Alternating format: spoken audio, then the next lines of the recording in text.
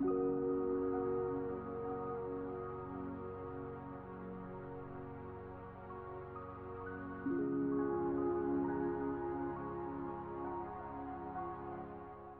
my name is Lynn.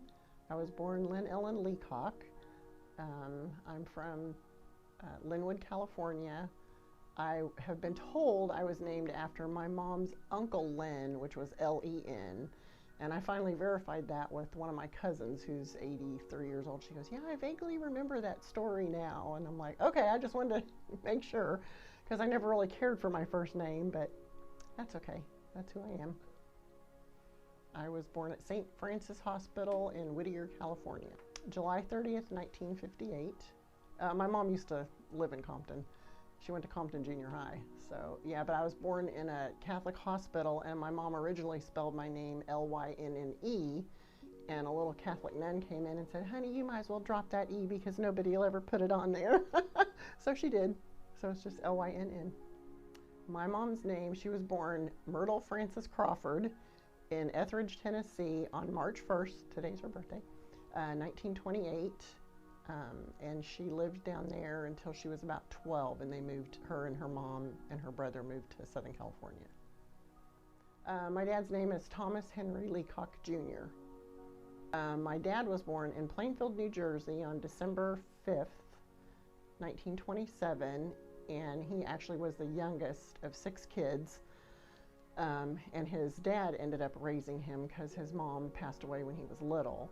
So my grandfather back then, men didn't raise kids, and everybody was telling him, you know, they're going to take those kids away from you. So he loaded them all up in the car and they moved to Long Beach, California. My parents met at a dance in Long Beach, California, and my dad said when my mom walked in the room, he knew right away that he was going to marry her. So they dated off and on for 5 years, and then ended up getting married. And like I'd said before, he was the youngest. And so when they dated off and on, he would take a date over to my aunt's, his sister's house, and then all of her kids would come out and they would say, where's Frances? We want Frances.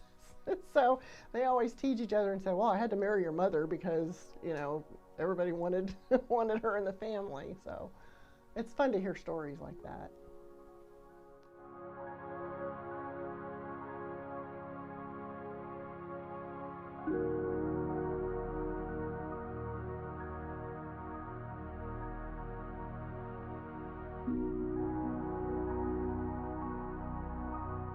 My parents always had a lot of fun. My mom always said that I remember her telling me once that they only argued one time, you know, the whole 25 years they were married. And we just always had a lot of fun. Family was very important because my dad grew up without a mom and my mom grew up without a dad. So family, we would always get together with my mom's brother, Uncle Charles's family. We lived a couple streets away from each other, and birthdays were big, Christmas was big, Thanksgiving was big.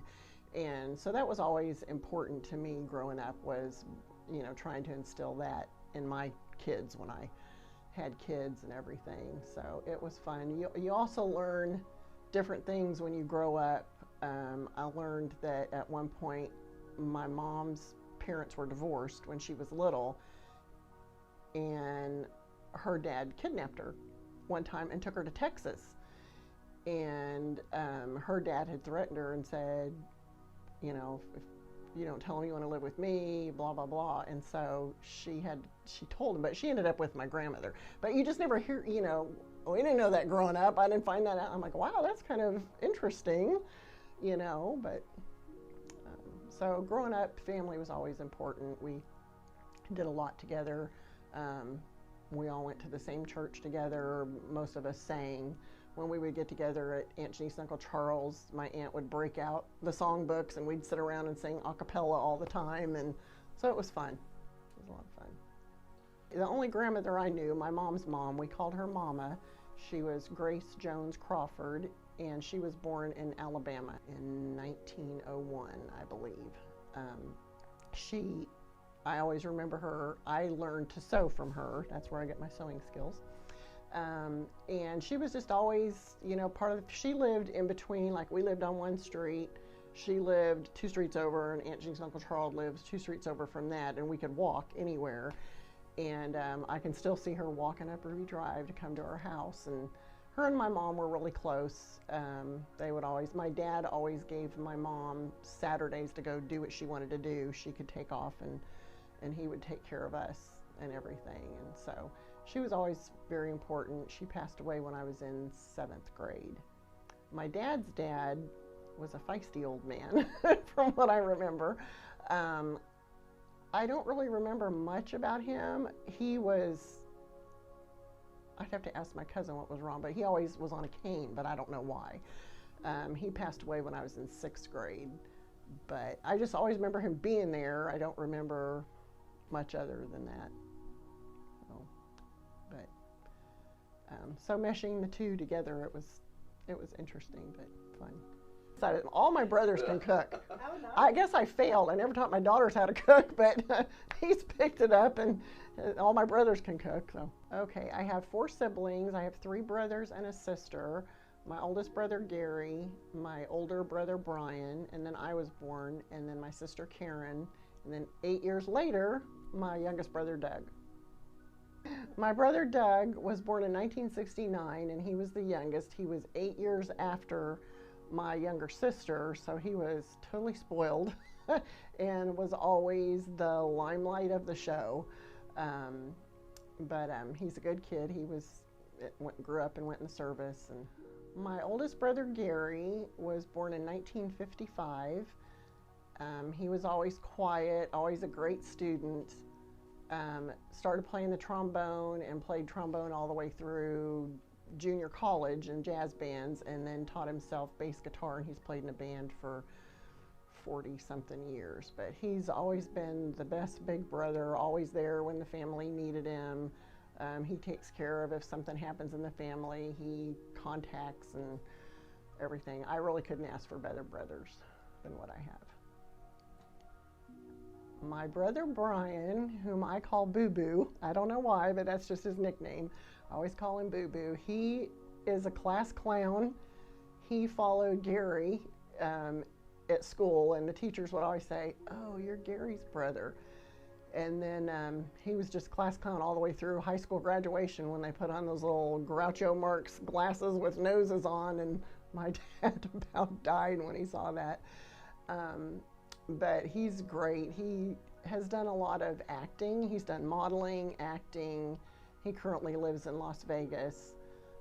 He's gone through a lot. He's had brain surgery. He had a brain tumor, but he just keeps on going. He's a great guy, and him and I are very close. My only sister Karen was born in 1961. She's 3 years younger than me, and she was always goofy. In fact, we call her, I think her nickname's Coovy is what my oldest brother calls her. And she grew up loving horses. We lived in the heart of the city, but then you could go a little ways out and there was country, and she worked in the horse stables and everything. And I would usually stay home with my dad and my mom and do things around the house, and she would run around with my mom on Saturdays and everything. And we're close now. We've had our times off and on, but we're really close, and we love getting together and going to Gatlinburg and things like that. My relationship with my mom was always very good. Of course, growing up, we were just busy and never really noticed it. And then as I got married and had kids, she loved her grandkids. She always, when I was pregnant with Jason, excuse me, she thought she wanted a redheaded grandkid really bad. Of course, Jason didn't have red hair. All my kids were born bald, but he was the apple of her eye. And she just really enjoyed all the grandkids, and we stayed close, up until she passed away. How did she pass? She had cancer. My relationship with my dad was great also. I mean, I could not have asked for a better childhood. We had great family times. A lot of times on Sunday, we lived about 2 hours away from the mountains, and if it was a beautiful day, he'd say, let's just take off and go to the mountains. And so we'd take off and go to the mountains for the day, or do something else. And he was always outside, always building. He was a carpenter before he met my mom, and or before they got married. And so he built a patio on the back. At one point, I don't remember how old I was, but he built this huge submarine in our backyard. I remember him and my brothers drawing the plans, and it was shaped like a diamond, and it had the little thing on the top with a hatch that you could climb in and go from one side to the other. And so he was just always doing, things like that. My brothers were in Boy Scouts, so once a year they always had a family Boy Scout camp out, and my dad was a clown too. I guess that's where my brother Brian got it from. So he was a good guy. My dad was a salesman. He sold car radios and stereos and under-the-dash cassette players when they first became popular, and then he eventually opened his own business called Pacific Accessories, and he installed all those things and under-the-dash air conditioners and things. I remember when it was just becoming popular for people to put radios on their motorcycles, and he did that also. So he did that up until he passed away. My dad passed away very unexpectedly. My dad passed away when he was 51. It was very unexpected, and it was just a multiple of things. We're not really sure. He ended up just going into cardiac arrest. So we don't really, there's a couple things listed, but we don't really know which one did it. I grew up in Placentia, California.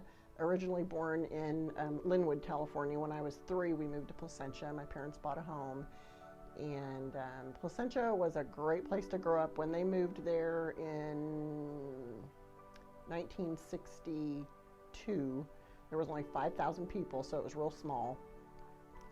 There was orange groves everywhere. We could walk down the street and pick oranges off trees. We had a lemon tree, a peach tree, and an apricot tree in the backyard. And growing up, I never liked fresh peaches or fresh apricots, but now I love fresh peaches. So there was always, fresh fruits like that. It was just really neat. We were basically, I think, about 40 minutes from the beach, which was nice, and then 2 hours from the mountains. Growing up in elementary school, we had smog alerts, which we weren't allowed to go out and play on the playground. I don't think they have those anymore. But I remember my 5th grade teacher would take us out and set us in the grass, and we'd draw pictures of the mountains if there was a smog alert and we couldn't play and stuff like that. So it was a great place to grow up. Really nice. I went to elementary school at Ruby Drive Elementary, which was right next door to our house, which was great. They went kindergarten through 6th grade. We had baseball diamonds, 4 squares, basketball courts, playgrounds. It was really on a huge lot. The older kids area was right next to where our house was, and I can remember forgetting homework, and the teacher would let us run over to the fence and say, "Hey Mom, can you pass me my homework?" And stuff like that. So it was really neat living next door to there. At the other end of the street was the high school, Valencia High School, where I went. I graduated in 1976, but behind that was the middle school. We called them junior highs. So I basically walked everywhere to school. We never had to take a bus. Went from that way and then went up that way for junior high and high school. One of the unique things about my elementary school is at one point after I homeschooled for a while, Jason went to Ruby Drive, and actually Rebecca did. She was in kindergarten. She didn't like it. But so they both were able to go there for a little while, which was very neat. Gary would never skip school. It had to be Brian. Brian used to hop the fence to go ask my mom something, but Brian, the class clown, we were only 1 grade apart in school. And so in junior high and in high school, they had Gary, who was a straight A student, and then Brian came along, who was a class clown. And when I came along, they'd go, "Oh, you're Brian's sister." I said, "Yeah, but I'm also Gary's sister too." So, but Brian used to make this noise that sounds like a duck. I can't even imitate it, but he would do it in class. It was kind of like a honk honk. And we had this one reading and English teacher, Mrs. Laswell, who lived on our street, and he made that noise in class one day, and she sent him outside because all of our classrooms had outside doors. Nothing was totally enclosed like it is now. So she put him outside, and she had to write like a blue card, which you're supposed to take the blue card and take it down to the principal's office. And she went outside to give him the blue card, and he was gone. And she went out there and went, and then she came back in, and he was always doing stuff like that. He was a goofball. I do remember a vacation we went to Yosemite National Park. We had a little trailer that my dad pulled with our blue Chevy station wagon, and my grandmother went on that vacation with us, and we had a little Chihuahua named Chris that we had to put him in the kennel, and he barked so much that he went hoarse. But we had those folding chairs that had the webbed, they don't sell them anymore, the webbed nylon webbing in them, and my dad sat down in one and it broke, and he went right through the bottom of it, and everybody just sat around and laughed. You know, it was just funny. And we used to take styrofoam cups and throw them in the fire pit and watch them curl up into little styrofoam balls. And so that was neat. And then a lot of times my mom would take us out to Knott's Berry Farm to walk around before you had to pay to get in. You could go out and sit in the wagon camp before they came out to sing. And I remember my grandmother and I sitting there, we had cotton candy, and she would go, "Look, watch," and you'd stick your tongue on it and it would melt. I tried to do that with my grandkids now. I'm like, "Look, watch it melt," you know. But it was always fun doing different things with them. There wasn't much that would make my dad mad. Not much at all. My aunt and uncle that lived a couple streets away, they bought their house, I think, a year before my parents did. So we have old family pictures of them putting fences up. And I remember when it had hardwood floors. All four of my cousins were already born. Their youngest daughter, Peggy, is my age, my cousin Peggy. But so after my dad passed away, and my mom sold the house a couple years later, and she moved to Nashville, my aunt's house became we had everything over there. We had birthdays, Thanksgivings, you know, Easter. On New Year's Eve, we would go over, since I can remember when we were little, we would go out on the front porch and bang pots and pans because they lived in a cul-de-sac. And so all the neighbors lived there forever. So, oh, that's the Crawfords, don't pay attention to them, you know. And we'd have Halloween parties over there where everybody would dress up. And then even as my aunt's grandkids grew up, it still became the place where everything happened until she passed away a couple years ago, and then they eventually sold the house. But it was always a neat place to go. Peggy and I used to do campouts in the backyard. My uncle would pitch a tent. They had a little side yard behind the garage, and my uncle would pitch a tent, and Peggy and I would sleep in there. And I remember they had a German Shepherd, and one time it came creeping up, and we're like, "Oh my gosh, what is it?" Well, it was just the shadow of the dog coming up. But it was just always a neat place to be. I know my parents bought their house for $26,000, and I'm thinking Aunt Janice's might have been $21,000. Aunt Janice's house sold like 4 years ago for $640,000, I think. The sad thing is, I've not seen the inside of it, but I guess the people let my cousins go in. My aunt, when she lived there, still had the same oven in the wall. And at one point when the burners went out, the guy told her, "Next time those go out, you're just going to have to get a new oven because they don't make parts for it anymore." Well, she never got it fixed the last time it went out. So, but I'm sure they gutted it and redid it, modernized it all over. They had an addition on the back. I think Peggy and I might have been in 6th grade when they built a huge family room that looked like a cabin. It was all wood, and then it peaked, and it had a big triangle window, and then the sliding glass door onto the patio. And so, yeah, I don't think I'd want to see what it looks like now. Oh, she would get so excited about those Meals on Wheels. Oh, who's coming today? What are they bringing me? I graduated high school in 1976, and went to Fullerton Junior College, is what they called it back then. And I went there for almost 2 years, majoring in business. I remember business law. I remember the business law book was that thick, and it was the most expensive book in the bookstore, and it was $18. And I imagine now that book's probably $600 or something like that. I went there, and then I transferred and went to Point Loma Nazarene College down in San Diego, and lived on campus. I went there for 2 semesters, and then when my dad passed away, I came back home and went to work. First, I waitressed at Knott's Berry Farm, and I didn't like that, in the chicken dinner restaurant. And then I got a job as a receptionist at a construction company, and I worked there until Bob and I got married. I met Bob over at a friend of mine's house, Roger Stallhood, who was actually a coach at Anaheim High, where Bob went to high school, and I had gone by there and he was there.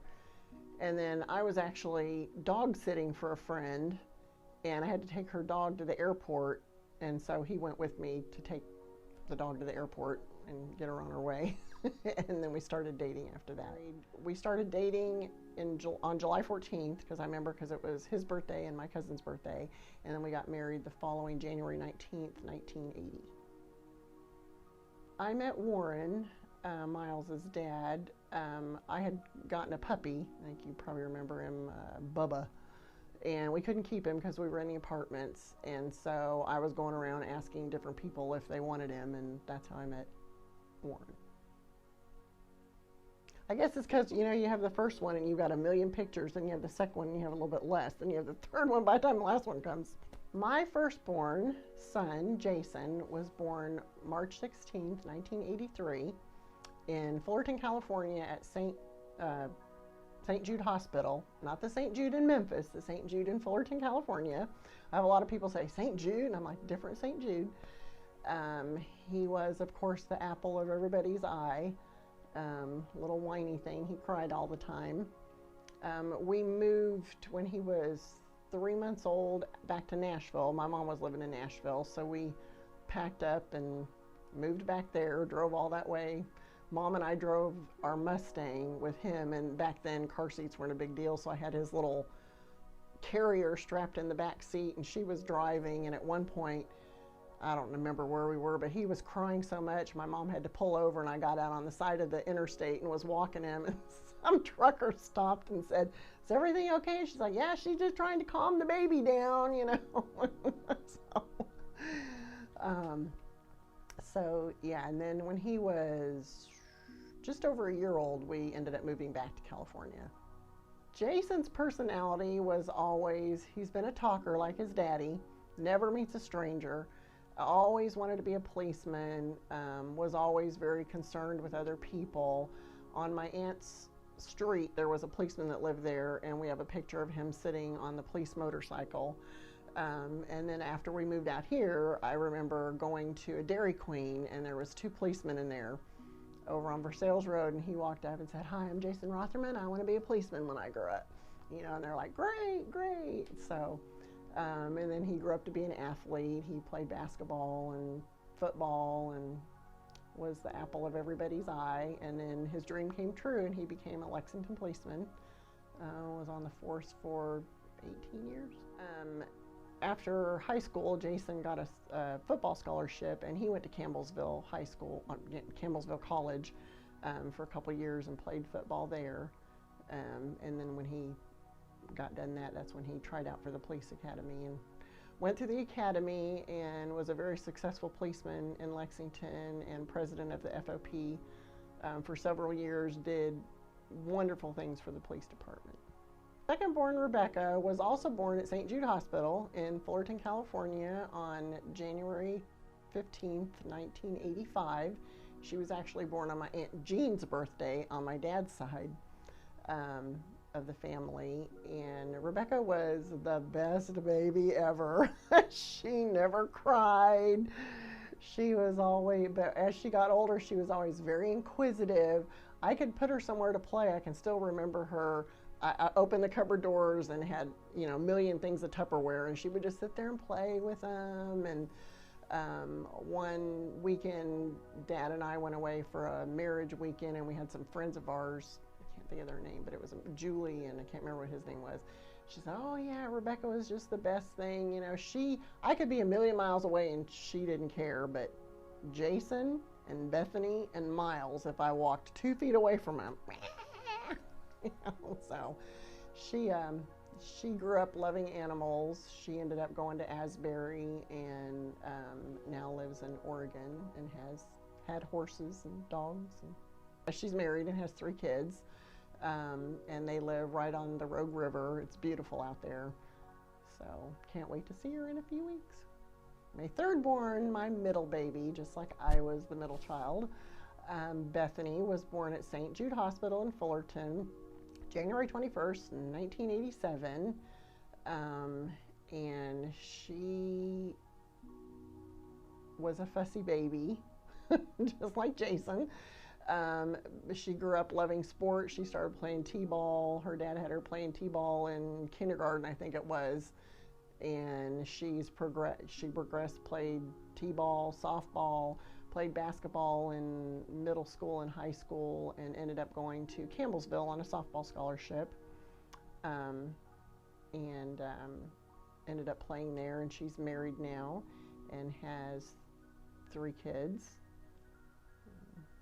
And she's a teacher. She's been a teacher for 12 years, I think. She actually teaches at the elementary school that she attended when she was little for a couple years. My 4th born was finally a redhead.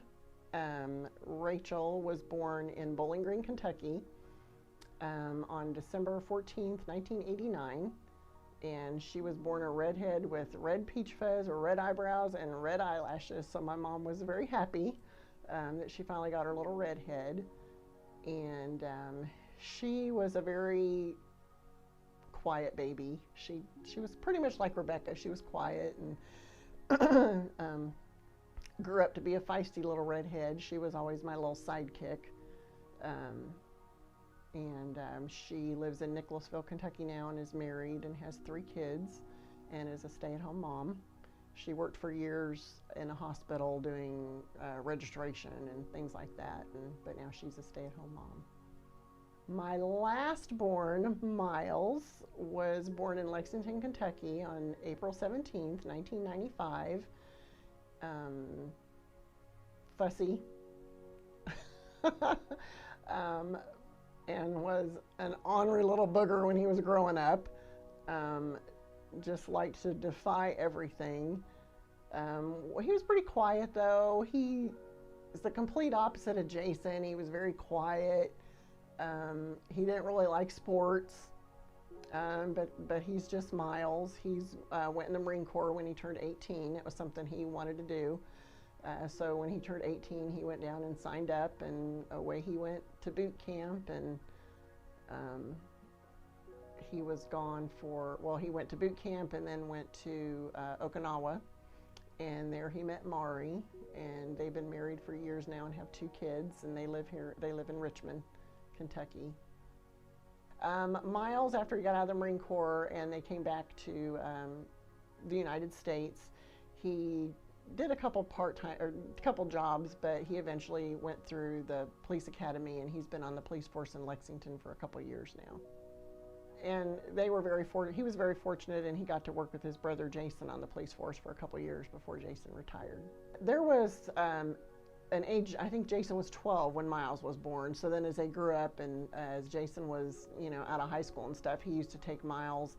He'd take Miles and his friend to the UK, ball game stuff. There was a picture of Jason and Miles and his friend somewhere on UK's campus. I can't remember. And Jason would take him different places, and so they became really good buddies. They're still really close and do things together.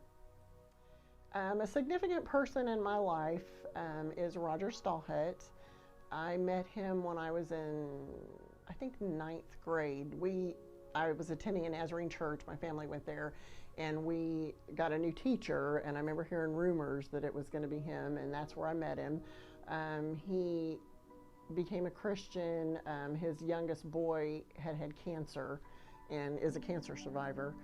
And so Roger, during high school, we just had a lot of great campouts. He taught us how to go out and share our faith. He would take us up to Big Bear as high school kids, and we'd have these little sessions. And then back then, we would just turn us loose. We could go, and we went in groups and stuff, but we would go around and just talk to people. And he was a coach at Anaheim High School, and then eventually left there and became a pastor at Calvary Chapel, South Bay, and then did that, and he's still with Calvary Chapel Downey. So he's just always been a stable figure in my life. He knew Bob growing up, or when they were in high school and everything, and him and his wife were just always there in my life. I remember when Roger coached football when I was in high school, my friend Kathy Wagner and I would take 12 ounces of 31 flavors ice cream. We would go and we would take some over for Cindy, Roger's wife, because she was always home with the kids while he was out coaching. And we'd go sit over there and eat ice cream with her while Roger was out coaching football. And Roger now, I've been on a couple outreaches with him. They've been up to Covington and LaGrange. He has started a nonprofit called Revive America, and they go out sponsored by different Calvary Chapel churches. And so he does a Bible study on Tuesday nights at 10 o'clock out here, which is only 7 o'clock out there. And if I miss one, he'll call, like, what happened? I'm like, Roger, I fall asleep by 9 o'clock. And well, you used to be able to stay up till 1 o'clock. I'm like, I'm not 17 anymore, So I don't make it to a lot of those studies online anymore. They're like Zoom meetings, but he's just always been a good guy. One of the things that's not as common nowadays, but was when I was growing up and then when I was raising my kids, is how involved extended family is. Like I'd mentioned before, we always were at my aunt and uncle's house, or they were over at our house. We always did family things together. And that was one thing that was important for me when I had kids. And so my mom, even though when we lived in California and she lived in Nashville, she would come out and visit, so my kids always knew her. And then my siblings always were very involved. They loved my kids. They would come out when we lived in Southern California. My oldest brother often lived with us because we always had an extra bedroom, and he was single and things were so expensive. And so Jason and Rebecca got to grow up a lot with him, living right in the same house with us. And he was always there and having fun with them. And even the other ones, Brian and Karen and Doug, as they moved far away, they still kept in contact and would come visit and things like that. So, I'm hoping that my kids all enjoyed having them around, while they could be around. We all live in different parts of the states now, but everybody keeps in contact by phone, I think. I know Jason texts my brothers and Rachel does, and it was good for them, and I enjoyed it. There are certain things I remember growing up the way I did, with our families being so close, and we went to church and we always did music. When I was in high school, we had a singing group at the Nazarene Church. It was me, 2 of my cousins, my oldest brother, and 2 or 3 other people, and we would travel to different churches and sing. And so when we would go to these different churches and sing, normally one of us would want to give, a testimony at the begin with. And I can remember we'd be on the bus and we'd think, gosh, we've never been on drugs, and none of us drink, we just kind of lived the perfect childhoods and everything growing up. And that was something that was very important to me growing up. Of course, then things happen and you grow up, but I forget where I was going with that. As far as my children go, Jason and Jess live in Richmond, and they're going to be planning on getting married in October. My next born, Rebecca, lives in Oregon. She's got 3 kids, Grady, Piper, and Caleb, and is married to Darren. Bethany and Michael live here in Lexington, and they have Riley, Aubrey, and Emerson. And Rachel and Eric live in Nicholasville, and they have Harper, Xander, and Liam. And then Miles and Mari live here in Richmond, and they have Daniel and Evelyn. So I have 11 grandkids, 8 here in Lexington and 3 on the West Coast, and they are my light. I love them. Okay, I have a very unique relationship with my grandkids. Each family calls me something different. I don't know what Jason and Jess's kids will call me, but Rebecca's kids call me Nanny. Bethany's girls call me Nina, which it used to be Nanny, but Aubrey, when she was little, when I would go over there and I would leave, she would just fall apart and she would cry. And I remember I got down the steps and out to my car one day and I could still hear her crying. And I went back up and knocked on the door and told Michael, move aside, I'm not leaving till she quits crying.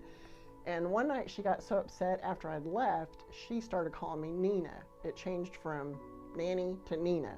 So that group calls me Nina. Rachel's boys call me Nana. And Miles and Mari's kids call me Banana.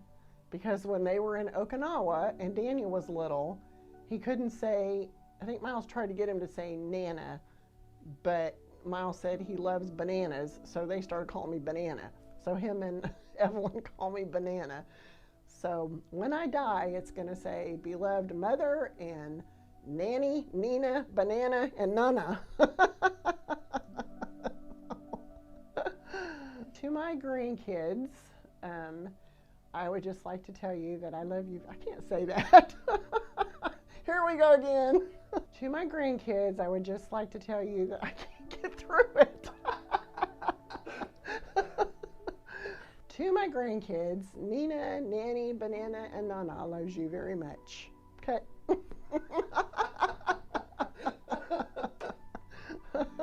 My babies.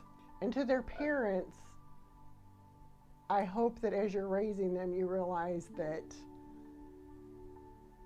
cherish. I like to tell them a lot of things, like don't get after them so much, you know. Oh, that's where I was kind of going with that. It's like, don't take everything so serious, you know. If I could tell my kids just one or two things now, I would say cherish every moment with your family. Don't take things so seriously. Kids are kids, and just enjoy every minute with them, with your spouse and your kids. And Mom loves you very much. The one special thing about my dad is that he always had a good time. I don't ever remember him being real harsh, even though I remember being disciplined, but family was very important to him. If I could tell my dad one thing today, I would tell you that I love you very much. The special things I remember about my mom is that she always enjoyed having all of us around. Her and my dad had a good relationship. She always was goofy too, even with the kids, and especially and loved having her grandkids around when they came along. If I could tell my mom one thing right now, I would say I wish you were still here to see your grandkids. If I could say one thing to my siblings, Gary, Brian, Doug, and Karen, maybe two things. I love you very much, and I thank you for all the great memories. Thank you for being my best friend always, and for always being there. Well, I'd just like to say that having done these videos of my mom and my dad, the experience has really been life-changing. Being able to communicate to future generations where they're from is priceless. My mom was a very special person, and I know that her family, the rest of her family and my family feel the same way. So I'm very honored to have the opportunity to sit down and learn more about her life. Just a really special experience. So from the family to Mom, we love you. And so to Mom, from the family, we love you, and we will always love you.